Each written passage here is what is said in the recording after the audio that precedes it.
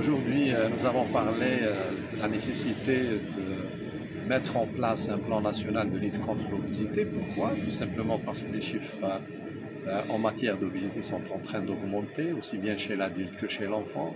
La dernière étude, qui remonte quand même à l'année 2016, avait montré que la prévalence de l'obésité chez la femme est de 30% et chez l'homme de 14%. Et à peu près aujourd'hui, je pense que les chiffres ont grimpé, ont augmenté, et aussi bien chez l'adulte que chez l'enfant.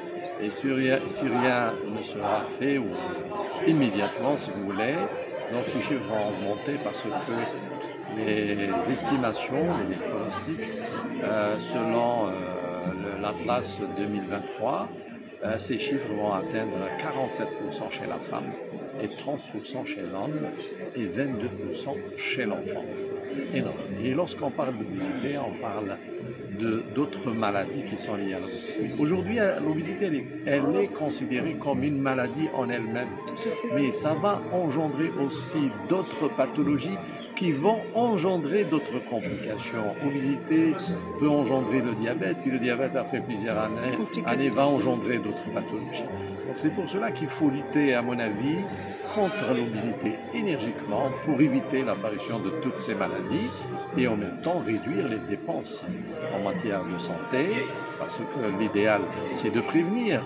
C'est sûr, il faut prévenir aussi bien chez l'enfant que chez l'adulte, grâce à une alimentation saine et équilibrée, une activité physique régulière, sans oublier bien sûr le côté psychogène et les autres facteurs qui pourront intervenir dans la survenue de l'obésité. Certes, la génétique joue un rôle, on ne peut pas bien sûr modifier les gènes, mais on peut les freiner. Ça a été démontré dans plusieurs études que si on applique un mode de vie sain, en général, on peut contrôler l'expression des gènes pendant plusieurs années. C'est important de le dire.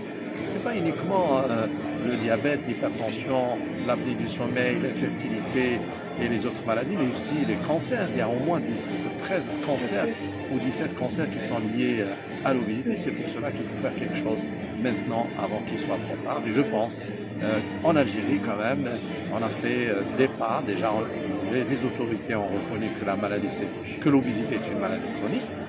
Deuxièmement, il y a aussi l'élaboration du guide de prise en charge de l'obésité et on espère justement élaborer que les autorités préconisent ou élaborent ou mettre en place justement un plan national de lutte contre l'obésité. Je vous remercie.